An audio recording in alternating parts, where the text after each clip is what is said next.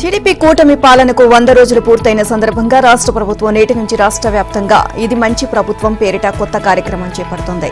ఇది వారం పాటు 26వ తేదీ దాకా జరుగుతుంది. ఇందులో భాగంగా గ్రామ, వార్డు సచివాలయాల సిబ్బంది, ఇతర శాఖల ప్రభుత్వ సిబ్బంది తమ పరిధిలో ఇంటింటికి వెళ్లి ఈ 100 రోజుల్లో ప్రభుత్వం సాధించిన విజయాలు, తీసుకున్న ప్రజాహిత నిర్ణయాల గురించి వివరిస్తారు. ఎమ్మెల్యేలు, ఎంపీలు కూడా తమ నియోజకవర్గాల్లో ఈ 7 రోజులు రోజుకో గ్రామం సందర్శించాలి అని సీఎం చంద్రబాబు ఆదేశించారు. వారికి ఇచ్చిన షెడ్యూల్ ప్రకారం ఎంపిక చేసిన గ్రామంలో ఇంటింటికి వెళ్లి ప్రజలను కలిసి ప్రభుత్వ పాలన గురించి వివరించాలి అన్నారు.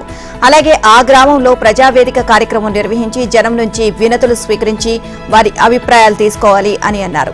ముఖ్యమంత్రి చంద్రబాబు కూడా ఇవాళ ప్రకాశం జిల్లా సంతనూతలపాడు నియోజకవర్గం మద్దిరాలపాడులో జరిగే కార్యక్రమంలో పాల్గొంటారు. కొన్ని నివాసాలకు వెళ్లి ప్రజలను కలుస్తారు. తర్వాత గ్రామ సభలో ప్రసంగిస్తారు. ఆయన తొలుత శ్రీకాకుళం జిల్లాకు వెళ్లాలని భావించారు. అక్కడ ఇచ్చాపురం నియోజకవర్గం కవిటి మండలం రాజాపురంలో లబ్ధిదారుల ఇళ్లకు వెళ్లి మాట్లాడనున్నారు. ఇక అయితే బంగాళాఖాతంలో అల్పపీడనం కారణంగా గురువారం సాయంత్రం వర్షాలు కురిశాయి. శుక్రవారం కూడా వాతావరణం అలానే ఉంటుందని, హెలికాప్టర్లో పర్యటించేందుకు వాతావరణం అనుకూలించదు అని అధికారులు నివేదించారు. దీంతో ముఖ్యమంత్రి పర్యటన రద్దయిందని వ్యవసాయ మంత్రి అచ్చెన్నాయుడు ఆంధ్రజ్యోతికి తెలియజేశారు. ముఖ్యమంత్రి రేవంత్ రెడ్డి నేతృత్వంలో రాష్ట్ర మంత్రివర్గం నేడు భేటీ కానుంది. ఇక సచివాలయంలో జరిగే కేబినెట్ సమావేశంలో పలు కీలక అంశాలు చర్చకు రానున్నాయి. హైడ్రాకు చట్టబద్దత కల్పించేలా ఆర్డినెన్స్ మొదలు, ధరణి కమిటీ సిఫార్సులు, రికార్డ్స్ ఆఫ్ రైట్స్ 2024 ముసాయిదా, 2 యూనివర్సిటీలకు ఒక సంస్థకు కొత్త పేర్లు పెట్టడం, వరద సహాయక చర్యలు, రేషన్ కార్డులు, హెల్త్ కార్డులు, రైతు రుణమాఫీ, రైతు భరోసా, బీసీ కులగణన, కొత్త గ్రామ పంచాయతీల ఏర్పాటు వంటి అంశాలపై మంత్రివర్గం చర్చించనుంది. ఎజెండా భారీగా ఉన్న నేపథ్యంలో భేటీ సుదీర్ఘంగా కొనసాగుతుందని అధికారులు భావిస్తున్నారు. వరదలు, హైడ్రా ఆర్డినెన్స్, బీసీ కులగణన వంటి వాటిపై కూలంకషంగా చర్చించాల్సి ఉంటుంది అని గుర్తు చేస్తున్నారు. హైదరాబాద్లోని తెలుగు యూనివర్సిటీకి ప్రముఖ కవి, రచయిత, పాత్రికేయుడు సురవరం ప్రతాప్ రెడ్డి పేరు పెట్టాలని ఇప్పటికే ప్రభుత్వం నిర్ణయించిన సంగతి తెలిసిందే. మహిళా యూనివర్సిటీకి చాకలి ఐలమ్మ, 4th సిటీలో ఏర్పాటు చేస్తున్న institute of handlooms and textiles కు కొండా లక్ష్మణ్ బాబూజీ పేరును పెట్టాలని నిర్ణయించింది. ఇక ఈ మూడింటికి ఇవాళ ఆమోద ముద్ర పడనుంది. ఇక ఇటీవల వరదల వల్ల దాదాపు 10,000 కోట్లకు పైగా పంట, ఆస్తి నష్టం వాటిల్లినట్లు ప్రభుత్వం లెక్క తేల్చింది. కేంద్ర ప్రభుత్వానికి వివరాలను సమర్పించింది. దీనిపైన మంత్రివర్గం చర్చించనుంది. హైడ్రాకు విశేషాధికారాలు కల్పించేలా ఆర్డినెన్స్ తీసుకురానుంది. తదుపరి జరిగే అసెంబ్లీలో హైడ్రా చట్టాన్ని తీసుకురానుంది. ఇటీవల ధరణి కమిటీ చేసిన 54 సిఫార్సులపైన చర్చించి అమలుపై నిర్ణయం తీసుకోనుంది. ఏపీ మంత్రి నారా లోకేష్ చిత్తూరు జిల్లాలో పర్యటిస్తున్నారు. ఇప్పటికే చిత్తూరు జిల్లాకు చేరుకున్న ఆయనకు పార్టీ శ్రేణులు ఘన స్వాగతం పలికాయి. ఇక యువగళం పాదయాత్ర సందర్భంగా ఇచ్చిన మాటను నారా లోకేష్ నిలబెట్టుకోనున్నారు. ఆయన ఇచ్చిన తొలి హామీ మేరకు చిత్తూరు జిల్లా బంగారుపాళ్యం ప్రభుత్వ ఆసుపత్రిలో డయాలసిస్ కేంద్రాన్ని ఏర్పాటు చేయడమే కాకుండా ఈ రోజు స్వయంగా ప్రారంభం కూడా చేయబోతున్నారు. మరికొద్దిసేపట్లో బంగారుపాళ్యంలో ఏర్పాటు చేసిన డయాలసిస్ సెంటర్ను లోకేష్ ప్రారంభించనున్నారు. అనంతరం ప్రజావేదిక నిర్వహించి ప్రజల సమస్యలను అడిగి తెలుసుకోనున్నారు. వచ్చే 3 నెలల్లో జల్ జీవన్ మిషన్ ను తిరిగి పట్టాలెక్కించాలని అధికారులను ముఖ్యమంత్రి చంద్రబాబు ఆదేశించారు. రానున్న 3 ఏళ్లలో ప్రతి ఇంటికి కుళాయి ద్వారా సురక్షిత నీటిని అందించాలి అన్నారు. గత ప్రభుత్వ హయాంలో జల్ జీవన్ మిషన్ పనుల్లో జరిగిన అక్రమాలపై సమగ్ర విచారణ చేపట్టాలి అని ఆదేశించారు. గురువారం ఆయన సచివాలయంలో గ్రామీణ నీటి సరఫరా, జల్ జీవన్ మిషన్ పథకాలపై ఉన్నతాధికారులతో సమీక్ష నిర్వహించారు. జల్ జీవన్ మిషన్ పనులకు సంబంధించి గత ప్రభుత్వం సరిగ్గా మ్యాచింగ్ గ్రాంట్ ఇవ్వకపోవడంతో రాష్ట్రంలో ఈ పథకం అమలు నిర్వీర్యంగా మారింది. ఈ మిషన్ కింద సుమారు 24,000 కోట్లు కేంద్రం కేటాయించగా అప్పటి రాష్ట్ర ప్రభుత్వం తన వాటాగా ఇవ్వాల్సిన 12,000 కోట్లకు గాను 2,254 కోట్లకు మాత్రమే మ్యాచింగ్ గ్రాంట్ ఇచ్చింది. దీంతో గత 5 ఏళ్లలో సుమారు 20,000 కోట్ల నిధులు వృధా అయ్యాయి. కేవలం 4,500 కోట్లు మాత్రమే జల జీవన్ మిషన్ కింద అందాయి. ఆ నిధులను కూడా ఖర్చులను కాగితాలపై చూపించి గత ప్రభుత్వంలో బిల్లులు చేసుకున్నారు. ఇక పలుచోట్ల నాడు నాసిరకం పైపులు వాడడంతో 1,000 కోట్లు దుర్వినియోగం అయ్యాయి.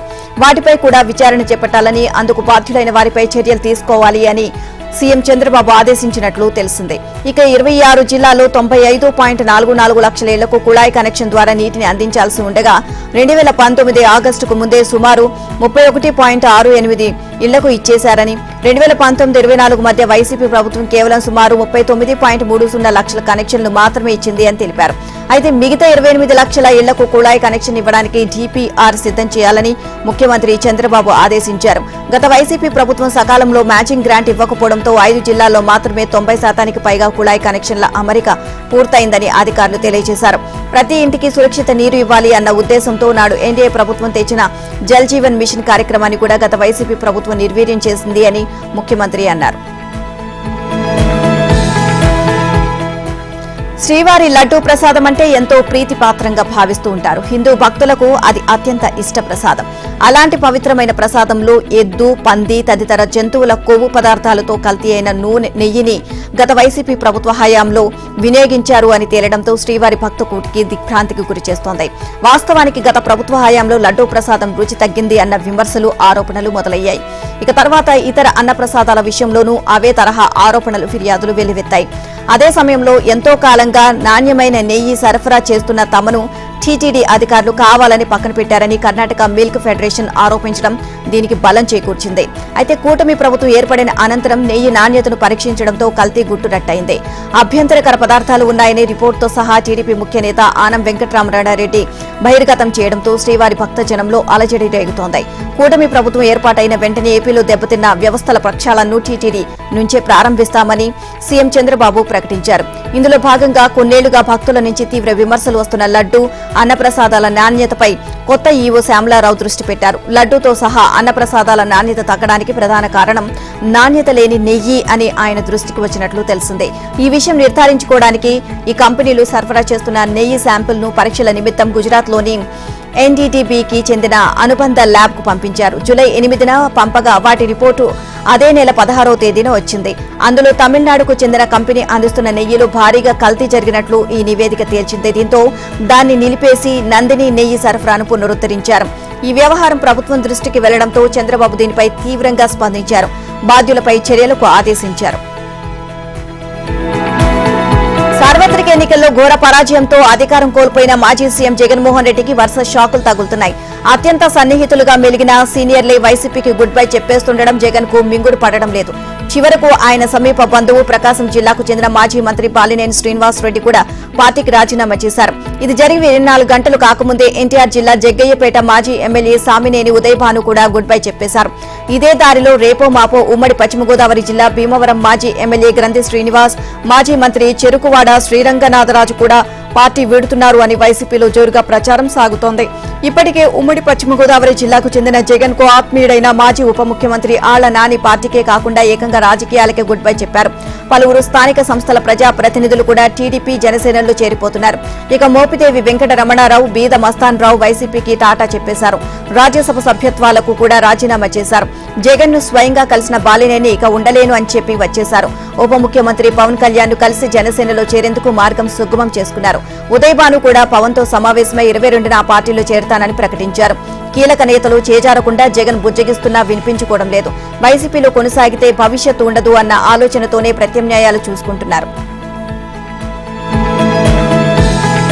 ఆంధ్రప్రదేశ్లో మరో 75 అన్న క్యాంటీన్లు ప్రారంభమయ్యాయి. సచివాలయంలో అన్న క్యాంటీన్ను సీఎం చంద్రబాబు ప్రారంభించారు. ఇక సచివాలయంలో ఏర్పాటు చేసిన అన్న క్యాంటీన్లో భోజనాన్ని స్వయంగా సీఎం చంద్రబాబు వడ్డించారు. ఇక హరే రామ హరే కృష్ణ సంస్థ సభ్యులతో కలిసి అక్కడి సిబ్బందితో మాట్లాడారు. ఈ సందర్భంగా చంద్రబాబు మాట్లాడుతూ తిరుమల ప్రసాదం తయారీలో నాసిరకమైన ముడి సరుకులు వాడారు అని స్పష్టం చేశారు. ఇందుకు సంబంధించిన ఆధారాలన్నీ పరిశీలించి బాధ్యులపై చట్టపరంగా కఠిన చర్యలు తీసుకుంటామని హెచ్చరించారు. ప్రసాదంలో జంతు సంబంధిత పదార్థాలు ఏవి వాడరాదు అనేది నివేదికలు నిర్దిష్టంగా చెబుతున్నాయని అన్నారు. గత ప్రభుత్వం తిరుమలలో భక్తులకు నాసిరకం భోజనం పెట్టి తిరుమల తిరుపతి పవిత్రతను, భక్తుల మనోభావాలను దెబ్బతీసింది అని మండిపడ్డారు. ఇక ఏపీలో పేదల కడుపు నింపేందుకు అన్న క్యాంటీన్లను పునః ప్రారంభిస్తామని తెలుగుదేశం పార్టీ తన మేనిఫెస్టోలో ప్రకటించింది. కూటమి ప్రభుత్వం అధికారంలోకి రాగానే క్యాంటీన్లను తిరిగి తెరిచేందుకు ఆదేశాలిచ్చింది. ఇందులో భాగంగా మొదటి విడతగా ఆగస్టు 15న ఏపీలోని వివిధ ప్రాంతాల్లో మొత్తం 100 క్యాంటీన్లు ప్రారంభమయ్యాయి. ఇప్పుడు మరో 75 అన్న క్యాంటీన్లను ప్రారంభించారు. దశల వారీగా మొత్తం 203 క్యాంటీన్లను ఏర్పాటు చేయడానికి ప్రభుత్వం నిర్ణయించింది. హరే రామ హరే కృష్ణ సంస్థ భోజనం అందించే ఏర్పాట్లను చేస్తోంది. ₹5కే ఉదయం అల్పాహారం, మధ్యాహ్నం భోజనం, రాత్రి డిన్నర్ ను ఈ అన్న క్యాంటీన్ ద్వారా అందిస్తున్నారు. ప్రకాశం బ్యారేజ్ వద్ద బోట్ల తొలగింపు ఆపరేషన్ విజయవంతంగా పూర్తయింది. ఈ నెల 1వ తేదీన భారీ వరద ప్రవాహానికి ఎగువ నుంచి కొట్టుకు వచ్చిన 4 బోట్లు బ్యారేజీ గేట్లను బలంగా ఢీకొట్టాయి.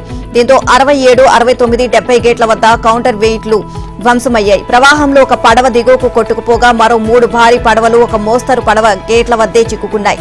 దీంతో భారీ పడవలను తొలగించేందుకు అధికారులు చేసిన కృషి ఫలించింది. ప్రకాశం బ్యారేజ్ వద్ద చిక్కుకున్న బోట్ల తొలగింపు ప్రక్రియ విజయవంతమైంది. ఈ నెల 10వ తేదీన బోట్ల తొలగింపు ఆపరేషన్ చేపట్టగా 8 రోజులు శ్రమ తర్వాత 40 టన్నుల భారీ బోటును బెకెమ్ ఇన్ఫ్రా సంస్థ ఇంజనీర్లు ఒడ్డుకు చేర్చింది. ఇక గేట్ల వద్ద అడ్డుపడిన పడవలను బయటకు తీసేందుకు గత 7 రోజులుగా ఇంజనీర్లు అధికారులు తీవ్రంగా ప్రయత్నించారు. ఇటీవల బోట్ల తొలగింపు ప్రక్రియలో ఇంజనీర్లు పురోగతి సాధించారు. 2 భారీ పడవలపై ఇరుపర గడ్డర్లతో అనుసంధానించి బోటును బయటకు లాగారు.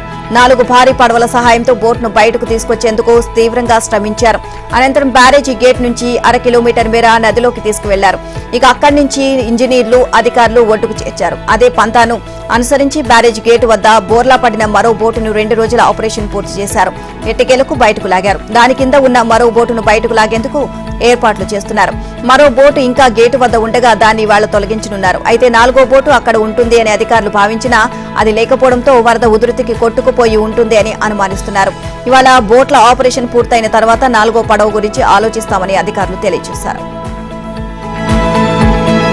ఉచిత ఇసుక హామీకి తమ ప్రభుత్వం కట్టుబడి ఉందని, వ్యక్తిగత అవసరాల కోసం వాగులు వంకల నుంచి ఇసుకను పూర్తిగా ఉచితంగా తీసుకువెళ్లొచ్చని ఏపీ ముఖ్యమంత్రి చంద్రబాబు స్పష్టం చేశారు. రాష్ట్ర సచివాలయంలో ఉచిత ఇసుక నూతన పోర్టల్ను ఆవిష్కరించారు. ఇక ఈ పోర్టల్ ద్వారా ప్రజలు 24 గంటలు ఇసుక బుకింగ్ చేసుకునే అవకాశం కల్పించాలని అధికారులను ఆదేశించారు.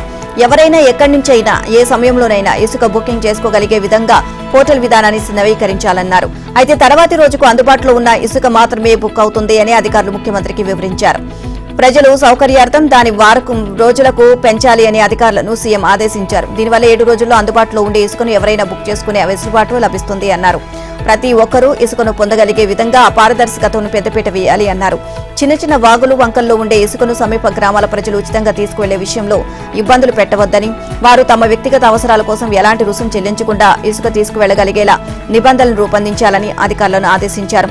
అదే సమయంలో అక్రమ రవాణా, అక్రమ మైనింగ్ కు అవకాశం లేకుండా అన్ని చర్యలు తీసుకోవాలి అన్నారు. విజిలెన్స్ వ్యవస్థను పటిష్టం చేయాలని సీఎం స్పష్టం చేశారు. నూతన ఇసుక పోర్టల్ ద్వారా ఇసుక సరఫరాపై వివిధ దశల్లో అనుక్షణం నిఘా ఉంటుంది అన్నారు. గనులు, భూగర్భ శాఖ మంత్రి కొల్లు రవీంద్ర అధికారులు మొదలుకొని రవాణాదారుల వరకు ఎవరూ తప్పులు చేయలేని విధంగా పోర్టల్ రూపొందించినట్లు వివరించారు. మరోవైపు ఇసుక సరఫరా విధానాన్ని థర్డ్ పార్టీ ఇప్పటికప్పుడు నిశితంగా పరిశీలిస్తూ తనిఖీలు నిర్వహిస్తుంది అని చెప్పారు. ఉచిత ఇసుక విషయంలో ప్రజలకు ఎలాంటి ఇబ్బందులు ఎదురైనా టోల్ ఫ్రీ నంబర్ లేదా ఇమెయిల్ ద్వారా ఫిర్యాదు చేయవచ్చు అని తెలిపింది. ఈ ఫిర్యాదులపై తగు చర్యలు తీసుకుని జిల్లా కలెక్టర్ల కార్యాలయాల నుంచి తిరిగి సమాచారం అందిస్తారని సీఎంకు మంత్రి వివరించారు. ముంబై నటి కాదంబరి జేత్వానీ కేసులో సంచలన విషయాలు ఒక్కొక్కటిగా బయటకొస్తున్నాయి. వైసీపీ ప్రభుత్వంలో పోలీసులు ఈ వ్యవహారంలో తప్పుల మీద తప్పులు చేశారు. అవే ఇప్పుడు వారి మెడకు చుట్టుకున్నాయి. కాదంబరి జేత్వానీ, ఆమె తల్లిదండ్రులు ఆశా జేత్వానీ, నరేంద్ర కుమార్ జేత్వానీ వాంగ్మూలాలతో తయారైన నివేదికలో కీలక అంశాలు ఉన్నట్లు తెలుస్తోంది. ఇందులో ప్రధానమైంది కాదంబరి ఐఫోన్లను హ్యాక్ చేయడం. ఇక ముంబైలో ఫిబ్రవరి 3వ తేదీన జేత్వానీ కుటుంబ సభ్యులను అరెస్ట్ చేసిన తర్వాత ఆమెకు సంబంధించిన 5 ఐఫోన్లను పోలీసులు స్వాధీనం చేసుకున్నారు. వాటికి సంబంధించిన పాస్వర్డ్లు చెప్పాలని ఆమెపై తీవ్రంగా ఒత్తిడి చేశారు. అయినా కాదంబరి పాస్వర్డ్లు చెప్పలేదు. ముంబైలో న్యాయమూర్తి ఇంట్లో ఆమెను హాజరుపరిచి ట్రాన్సిట్ వారెంట్పై విజయవాడకు తీసుకొచ్చారు. కోర్టులో హాజరుపరిచిన తర్వాత కాదంబరి కుటుంబ సభ్యులను జైలుకు పంపారు. ఒక కేసులో నిందితులను అరెస్ట్ చేసిన తర్వాత వారి నుంచి స్వాధీనం చేసుకున్న వస్తువులు, నగదును కోర్టుకు అప్పగించాలి. ఈ కేసులో పోలీసులు అధికారులు ఆ పని చేయలేదు. అలాగే కాదంబరి పాస్వర్డ్లు చెప్పకపోవడంతో ఆమె 5 ఐఫోన్లు పోలీసులు తమ వద్దే పెట్టుకుని హ్యాక్ చేశారు. ఆమె జైలు నుంచి విడుదలైన తర్వాత ఈమెయిల్ ను పరిశీలించగా ఈ విషయం తెలిసింది. దీంతో ఈ ఫోన్లు పాస్వర్డ్ ను ఆమె రీసెట్ చేసుకున్నారు. ఇక మరోవైపు అమరావతి సచివాలయంలో గురువారం హోంమంత్రి అనితతో ముంబై నటి కాదంబరి జేత్వానీ భేటీ అయ్యారు. వైసీపీ నేత కుక్కల విద్యాసాగర్ తనపై పెట్టిన తప్పుడు కేసును ఎత్తివేయాలని అనితను కోరారు. తనకు, తన కుటుంబానికి రక్షణ కల్పించాలని విన్నవించారు. గతంలో తనను అక్రమ కేసులో అరెస్ట్ చేసి మానసిక వేధింపులకు గురిచేసినందుకు తనకు ప్రభుత్వం పరిహారం ఇప్పించాలి అని కోరారు. ఇదిలా ఉంటే జేత్వానీ కేసులో ఎంతటి వారున్నా శిక్ష పడేలా చేస్తామని హోంమంత్రి అనిత అన్నారు. సచివాలయంలో కుటుంబ సభ్యులతో సహా తనను కలిసిన జేత్వానీకి మంత్రి ధైర్యం చెప్పారు. ఇప్పటికే 3 ఐపీఎస్ అధికారులపై చట్టపరంగా చర్యలు తీసుకున్నామని గుర్తు చేశారు. అందుకు ప్రభుత్వం, హోంమంత్రికి జేత్వానీ కృతజ్ఞతలు తెలియజేశారు. కేసు ముగిసే వరకు విజయవాడలో ఉన్నప్పుడు తనకు భద్రత కల్పించాలని వినతి పత్రం అందజేశారు. విజయవాడ బెంచ్ సర్కిల్ ని రాజ్ దర్బార్ హోటల్లో అధికారులు తనిఖీలు చేపట్టారు. నిబంధనలకు విరుద్ధంగా హోటల్ నడుపుతున్నట్లు గుర్తించిన అధికారులు ఆహార పదార్థాలు, ఫైర్ శానిటైజేషన్ విభాగాలను పరిశీలించారు. ఫుడ్ సేఫ్టీ ప్రమాణాలను పట్టించుకోకపోవడంతో ఆహార పదార్థాలను సీజ్ చేశారు. ప్రమాదకరమైన పదార్థాలు వాడుతున్నట్లు గుర్తించి ల్యాబ్కు పంపించారు. మరోవైపు ప్రమాదం జరిగితే భద్రత ఏదని ఫైర్ అధికారులు హోటల్ నిర్వాహకులను ప్రశ్నించారు. వేగే వెంకటేశ్వరరావు అనే వ్యక్తి 3 ఏళ్లుగా ఎలాంటి అనుమతులు లేకుండా దర్జాగా హోటల్ నిర్వహిస్తున్నారు. నాసిరకం వస్తువులతో ఆహార పదార్థాల తయారీ భద్రతా ప్రమాణాలు కూడా పాటించకుండా ప్రజల ఆరోగ్యంతో చెలగాటమాడుతున్నారు. దీంతో హోటల్ ఎందుకు సీజ్ చేయకూడదో వివరణ ఇవ్వాలని వేగే వెంకటేశ్వరరావుకు నోటీసులు అందించారు. తెలంగాణలో కొత్తగా ఏర్పాటు చేసిన Telangana young India skill university దేశంలోనే ఆదర్శంగా తీర్చిదిద్దాలని ముఖ్యమంత్రి రేవంత్ రెడ్డి పారిశ్రామికవేత్తలు అధికారులకు పిలుపునిచ్చారు. ఆ బాధ్యతను యూనివర్సిటీ బోర్డుకు అప్పగిస్తున్నట్లు ప్రకటించారు. ప్రభుత్వం ఇటీవల ప్రకటించిన Telangana young India skill university board ప్రతినిధులతో పాటు రాష్ట్రంలోని వివిధ రంగాలకు చెందిన పారిశ్రామికవేత్తలు కంపెనీ ప్రతినిధులతో ముఖ్యమంత్రి రేవంత్ రెడ్డి గురువారం సచివాలయంలో సమావేశమయ్యారు. వీలైనంత వేగంగా తమ ఆలోచనలు ఆచరణలోకి తెచ్చామని, ఇకపై యూనివర్సిటీ బాధ్యతను బోర్డు చైర్మన్ ఆనంద్ మహీంద్రాకు అప్పగిస్తున్నామని రేవంత్ తెలియజేశారు. ఇక ఈ రంగంలో అనుభవంతో పాటు ప్రత్యేక గుర్తింపు ఉన్న మహీంద్రా ఆనంద్ స్కిల్స్ యూనివర్సిటీకి తన బ్రాండ్ ఇమేజ్ ను తీసుకువస్తారు అనే నమ్మకం ఉందని సీఎం వ్యాఖ్యానించారు. రాష్ట్రంలోని పారిశ్రామికవేత్తలు, ప్రముఖ కంపెనీలు ఈ యూనివర్సిటీలో భాగస్వామ్యం పంచుకోవాలని, యువతకు నైపుణ్యాలు నేర్పించి ఉపాధి కల్పించేలా తమ వంతు సహకారం అందించాలి అని పిలుపునిచ్చారు. రాష్ట్ర ప్రభుత్వం తరపున యూనివర్సిటీకి 150 ఎకరాల స్థలంతో పాటు 100 కోట్ల నిధులు కేటాయించినట్లు చెప్పారు. ఇక తెలంగాణలోని పారిశ్రామికవేత్తలు స్కిల్స్ యూనివర్సిటీలో భాగస్వామ్యం పంచుకోవాలి అని, యూనివర్సిటీ పూర్తి స్థాయి నిర్వహణకు కార్పస్ ఫండ్ ఏర్పాటుకు ముందుకు రావాలి అని పిలుపునిచ్చారు.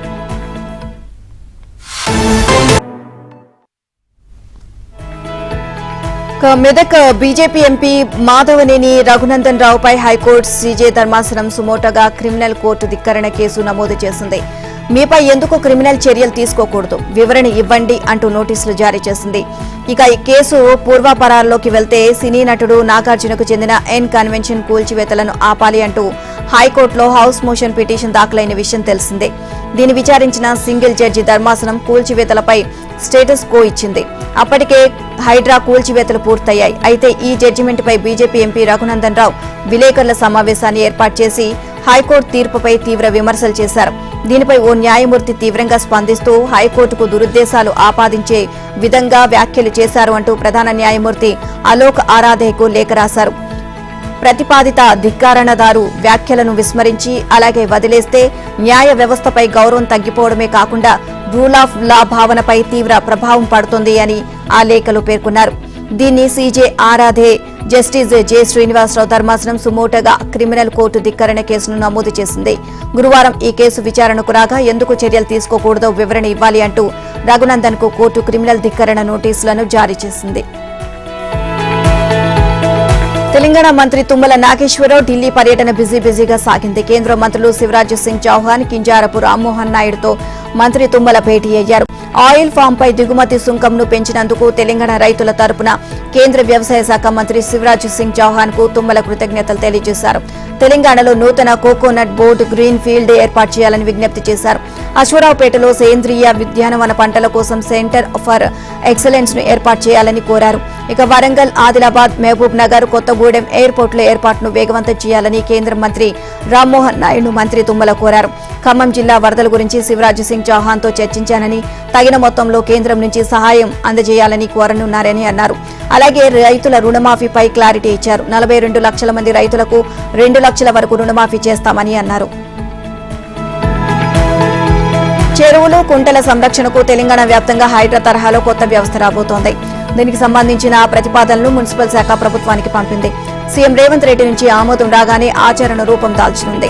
మంత్రివర్గ సమావేశంలో ఈ అంశం చర్చకు రావచ్చు అని భావిస్తున్నారు. ఇటీవల భారీ వర్షాలకు అనేక ప్రాంతాలు నీట మునిగాయి. చెరువులు, నీటి వనరుల ఆక్రమణే దీనికి ప్రధాన కారణమని తెలిసింది. ఇక ఈ నేపథ్యంలో హైడ్రా తరహా వ్యవస్థ కోసం డిమాండ్లు పెరిగాయి. సీఎం రేవంత్ వరద ప్రాంతాల పర్యటనకు ఖమ్మం వెళ్లినప్పుడు హైడ్రాను రాష్ట్ర వ్యాప్తం చేస్తామని చెప్పారు. అందుకు అనుగుణంగా ప్రతిపాదనలు సిద్ధం చేయాలని మున్సిపల్ శాఖను ఆదేశించింది. కాగా గ్రామీణ ప్రాంతాల్లో కబ్జాలకు పెద్ద ఆస్కారం లేనందున తొలుత మున్సిపాలిటీలు, కార్పొరేషన్లు హైడ్రాను ప్రవేశపెట్టాలని ప్రభుత్వం భావిస్తోంది. వర్షాలు వచ్చినప్పుడు పట్టణాల్లోని నివాస ప్రాంతాలే ముంపునకు గురవుతున్నాయి. అందుకే 129 మున్సిపాలిటీలు 13 కార్పొరేషన్లో కొత్త వ్యవస్థను ఏర్పాటు చేయాలని చూస్తున్నారు. దీనికోసం ముందుగా చెరువులు, కుంటల గుర్తింపు, వాటి పరిధి నిర్ధారణ, FGL బఫర్ జోన్లపై స్పష్టమైన అవగాహనకు రావాలని అధికారులు భావిస్తున్నారు. అయితే సీఎం నుంచి అనుమతి వచ్చిన తక్షణమే సర్వేకు పూనుకునేందుకు సిద్ధంగా ఉన్నట్లు తెలిపారు. ఇక జంట జలాశయాల్లో ఒకటైన హిమాయత్ సాగర్లోని ఆక్రమణలు నేడు రేపు తొలగించేందుకు సిద్ధమైనట్లు తెలుస్తోంది. ఇక ఇప్పటికీ హిమాయత్ సాగర్లోని కబ్జాలపై వాటర్ బోర్డు ఇటీవల హైడ్రాకు నివేదిక అందజేస్తుంది. దీనిపై కమిషనర్ ఏవి రంగనాథ్ ఉన్నతాధికారులతో చర్చించారు. ప్రభుత్వ ప్రధాన కార్యదర్శి శాంతకుమారితో సమావేశంలో హిమాయత్ సాగర్ ఇతర చెరువుల్లో ఆక్రమణల వివరాలను వెల్లడించినట్లు తెలిసింది. ఇందులో తదుపరి కూల్చివేతలపై చర్చ జరిగినట్లు సమాచారం. ఇల్లు లేని పేదలకు తెలంగాణ ప్రభుత్వం త్వరలో తీపి కబురు అందించనుంది. ఇందిరమ్మ ఇళ్ల పథకం అమలుకు అవసరమైన విధి విధానాలను ప్రకటించనుంది. ఈ మేరకు మార్గదర్శకాలు, విధి విధానాలను వారం 10 రోజుల్లో ఖరారు చేయనున్నట్లు తెలిసింది. ఆ దిశగా అధికారులు కసరత్తు చేస్తున్నారు. ఈ పథకాన్ని కేంద్రం అందించే ప్రధానమంత్రి ఆవాస యోజన పథకానికి అనుసంధానించాలని ప్రభుత్వం నిర్ణయించింది. గతేడాది డిసెంబర్లో నిర్వహించిన ప్రజాపాలన కార్యక్రమంలో ఇందిరమ్మ ఇళ్ల పథకానికి ప్రభుత్వం దరఖాస్తులను స్వీకరించింది. వాటిలో ఇంటి కోసం వచ్చిన దరఖాస్తులు దాదాపు 82 లక్షలు, అర్బన్ పరిధిలో 23.5 లక్షలు, రూరల్లో 58.5 లక్షల దరఖాస్తులు వచ్చినట్లు సమాచారం. ఈ పథకం కింద మొదటి దఫాలో అంటే ఈ ఆర్థిక సంవత్సరంలో సొంత స్థలం ఉన్న వారికి ఇళ్లను అందించాలని, రెండో దఫాలో స్థలం లేని వారికి ఇవ్వాలని ప్రభుత్వం నిర్ణయించింది.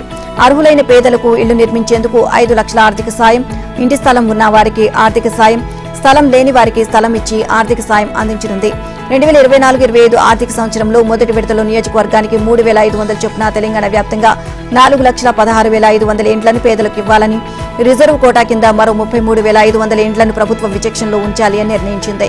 ఈ పథకం అమలు కోసం బడ్జెట్లో 9,184 కోట్లు కేటాయించగా కేంద్రం నుంచి PMAY పథకం కింద దాదాపు 4,600 కోట్లు అందుతాయని సర్కార్ అంచనా వేసింది. మరోవైపు ఇతర రాష్ట్రాల్లో అమలవుతున్న ఇండ్ల పథకాల మార్గదర్శకాలు, విధి విధానాలు ఏ విధంగా ఉన్నాయి అనే దానిపై గృహ నిర్మాణ సంస్థ ఇప్పటికే అధ్యయనం చేసింది. ఆంధ్రప్రదేశ్, తమిళనాడు, కర్ణాటక, మహారాష్ట్ర, ఉత్తరప్రదేశ్ రాష్ట్రాల్లో అధికారుల బృందాలు పర్యటించి ఒక నివేదికను ప్రభుత్వానికి సమర్పించినట్లు తెలిసింది. రీజనల్ రింగ్ రోడ్డు దక్షిణ భాగం నిర్మాణంపై తెలంగాణ ప్రభుత్వం కీలక నిర్ణయం తీసుకుంది. ఈ రహదారి నిర్మాణంపై ఒక ఉన్నత స్థాయి కమిటీని ఏర్పాటు చేయాలని నిర్ణయించినట్లు తెలుస్తోంది. ఒక IAS అధికారి నేతృత్వంలో రోడ్లు, భవనాలు, రెవెన్యూ, ఇరిగేషన్, విద్యుత్ శాఖతో పాటు మరికొన్ని శాఖల అధికారులతో ఈ కమిటీని వేయనున్నారు. దక్షిణ భాగంగా రింగ్ రోడ్ను ఔటర్ రింగ్ రోడ్ తరహాలో ప్రైవేటు భాగస్వామ్యం, hybrid, annuity mode, build, operate, toll పద్ధతుల్లో నిర్మిస్తే ఎలా ఉంటుంది, ఈ మూడింటిలో ఏ పద్ధతి మేలు అన్న దానిపై కమిటీ అధ్యయనం చేయనుంది. మరోవైపు దక్షిణ భాగం రింగుకే IT, పారిశ్రామిక హంగులను కూడా అద్దాలని ప్రభుత్వం భావిస్తోంది. మొత్తం రోడ్డు పొడవునా ఇరువైపులా భూములను సమీకరించి అభివృద్ధి చేసి అక్కడ IT, పారిశ్రామిక హబ్బులను ఏర్పాటు చేసే యోచనలో ఉంది. రహదారి అలైన్మెంట్ తో పాటు రోడ్డు నిర్మాణం కోసం సేకరించిపోయే భూముల గుర్తింపు, పరిహారం అందజేతతో సహా వివిధ అంశాలపై ఈ కమిటీ లోతుగా అధ్యయనం చేయనుంది. అనంతరం రోడ్డు నిర్మాణానికి సంబంధించిన సమగ్ర నివేదికను ప్రభుత్వానికి అందిస్తోంది. ప్రభుత్వం ప్రతిష్టాత్మకంగా భావిస్తున్న future city, airport, outer ring road, Bengaluru హైవేలన్నీ అధిక భాగం ఈ మార్గంలోని ఉండడంతో అలైన్మెంట్ ఖరారుపై చాలా జాగ్రత్తగా వ్యవహరించనున్నారు.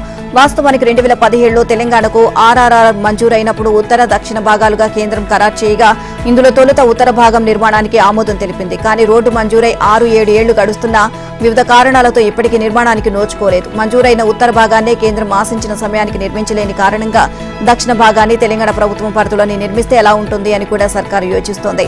ఇందులో భాగంగానే రాష్ట్ర ప్రభుత్వమే నిర్మించాల్సి వస్తే తీసుకోవాల్సిన చర్యలు, రహదారి నిర్మాణంతో పాటు అభివృద్ధి అంశాలపైన అధ్యయనం చేసేందుకు అధికారులతో కమిటీ నియమిస్తున్నట్లు సమాచారం. లైంగిక వేధింపులు, పోక్సో కేసులో నిందితుడిగా ఉన్న ప్రముఖ choreographer Johnny Pasha alias Johnny మాస్టర్ను రాజేంద్రనగర్ ఎస్ఓటీ పోలీసులు గోవాలో అదుపులోకి తీసుకున్నారు. అనంతరం గోవా స్థానిక కోర్టులో ప్రవేశపెట్టి PT వారెంట్ తీసుకుని హైదరాబాద్ తీసుకొస్తున్నామని రాజేంద్రనగర్ డీసీపీ శ్రీనివాస్ తెలిపారు. జానీ మాస్టర్పై ఈ నెల 15న రాయదుర్గం పోలీస్ స్టేషన్లో లైంగిక వేధింపులకు సంబంధించి 0 FIR కాగా అదే రోజున నార్సింగ్ పోలీసులు మరో FIR నమోదు చేశారని, అనంతరం బాధితురాలి వాంగ్మూలాన్ని సేకరించారని ఆయన వెల్లడించారు. ఇక జానీ మాస్టర్ను ఇవాళ రాజేంద్రనగర్ కోర్టులో ప్రవేశపెడతామని డీసీపీ శ్రీనివాస్ చెప్పారు. మరోవైపు జానీ మాస్టర్ భార్య ఆయేషా గురువారం నార్సింగ్ పోలీస్ స్టేషన్ కు వచ్చారు. పోలీసులతో మాట్లాడిన అనంతరం ఆమె తిరిగి ఇంటికి వెళ్లిపోయారు. జానీ మాస్టర్ అరెస్టు విషయం తనకు తెలియదని, తనకు వచ్చిన ఒక ఫేక్ కాల్ గురించి తెలుసుకునేందుకే PS కు వచ్చానని ఆమె మీడియాకు చెప్పారు. అయితే జానీ మాస్టర్ అరెస్టు గురించి పోలీసులు ఆయన భార్యకు సమాచారం ఇచ్చి పోలీస్ స్టేషన్లో సంతకాలు తీసుకుని పంపించినట్లు సమాచారం. జమిలీ ఎన్నికల నిర్ణయం అమలు కోసం కేంద్రం ఓ కమిటీని ఏర్పాటు చేయనున్నట్లు కేంద్ర బొగ్గు గనుల శాఖ మంత్రి జి కిషన్ రెడ్డి తెలియజేశారు. జమిలీ విధానాన్ని ఇప్పుడు వ్యతిరేకిస్తున్న పార్టీలు కూడా కమిటీకి సహకరిస్తాయని ఆశిస్తున్నట్లు చెప్పారు. పలు రాష్ట్రాల అసెంబ్లీ ఎన్నికలు, పార్లమెంటు ఎన్నికలు వేర్వేరుగా నిర్వహించడం వల్ల ఓటర్లలో నిరాసక్తత పెరిగి ఓటింగ్ శాతం తగ్గడం స్పష్టంగా కనపడుతోంది అన్నారు. దీనికి జమిలీ ఎన్నికలు పరిష్కారం చూపుతాయని భావిస్తున్నట్లు కిషన్ రెడ్డి ఒక ప్రకటనలో తెలియజేశారు. లోక్సభ, అసెంబ్లీల ఎన్నికలు వేర్వేరుగా నిర్వహించడం వల్ల సుమారు 4,500 కోట్లు ఖర్చు అవుతుందని, జమిలీతో ఆర్థిక భారం తగ్గుతుంది అన్నారు. 2047 నాటికి భారత్ను అభివృద్ధి చెందిన దేశంగా నిలపాలి అన్న లక్ష్యంతో కేంద్ర ప్రభుత్వం పనిచేస్తుంది అని, దీనికి వేర్వేరుగా ఎన్నికలు జరగడం ప్రధాన అడ్డంకిగా ఉంది అన్నారు. దీన్ని అధిగమించేందుకు జమిలీ ఎన్నికలు నిర్వహించాలని కేంద్రం నిర్ణయించింది అన్నారు. దేశవ్యాప్తంగా తరచూ ఏదో ఒక చోట ఎన్నికలు కోడ్ అమలు వల్ల విధానపరమైన నిర్ణయాలు తీసుకురావడానికి ఆటంకం కలుగుతోంది అన్నారు. కొన్నిసార్లు సాధారణ నిర్ణయాలు కూడా తీసుకోలేని పరిస్థితి తలెత్తుతుంది అన్నారు. జమిలీ అమల్లోకి వచ్చాక 6 నెలల్లో ఎన్నికల ప్రక్రియ పూర్తయితే మిగిలిన 4.5 దేశాభివృద్ధిపై దృష్టి సారించవచ్చు అన్నారు. 47 రాజకీయ పార్టీలు, 32 పార్టీలు జమిలీ ఎన్నికలకు సానుకూలంగా స్పందించాయని అన్నారు. మాజీ రాష్ట్రపతి కోవింద్ కమిటీ నివేదిక ఆధారంగానే జమిలీ ఎన్నికలకు ముందుకు వెళ్లాలని కేంద్రం నిర్ణయించింది అన్నారు. ఇక అన్ని ఎన్నికలకు ఒకే ఓటర్ల జాబితా ఉండడం వల్ల ఓటర్ల హక్కులు కూడా కాపాడినట్లవుతుంది అన్నారు. ఏఐసీసీ అధ్యక్షుడు మల్లికార్జున ఖర్గేకు బీజేపీ జాతీయ అధ్యక్షుడు జేపీ నడ్డా లేఖ రాశారు. రాహుల్ పై విమర్శలను ప్రశ్నిస్తూ ప్రధాని మోదీకి నిన్న ఖర్గే రాసిన లేఖకు నడ్డా సమాధానమిచ్చారు. రాహుల్ ని విఫలమైన ఉత్పత్తిగా నడ్డా అభివర్ణించారు. విఫలమైన ఉత్పత్తికి పాలిష్ చేసి మార్కెట్లోకి తెచ్చే ప్రయత్నం చేస్తున్నారు అంటూ ఆరోపించారు. రాహుల్ ను ప్రజలు ఎప్పుడో తిరస్కరించారు అన్న నడ్డా మోదీని విమర్శిస్తే ఖర్గే ఎందుకు మాట్లాడటం లేదు అని ప్రశ్నించారు. ఖర్గే లేఖలు రాహుల్ చేసిన తప్పులను ఉద్దేశపూర్వకంగా విస్మరించారని నడ్డా ఆరోపించారు. రాహుల్ విదేశాల్లో భారత్ ను చులకన చేయడం మానేయాలని సూచించారు. భారత వ్యతిరేక శక్తుల మద్దతు రాహుల్ కూడగడుతున్నారు అని, దేశంలో కుల రాజకీయాలను రాహుల్ రెచ్చగొడుతున్నారు అని నడ్డా ఆరోపించారు.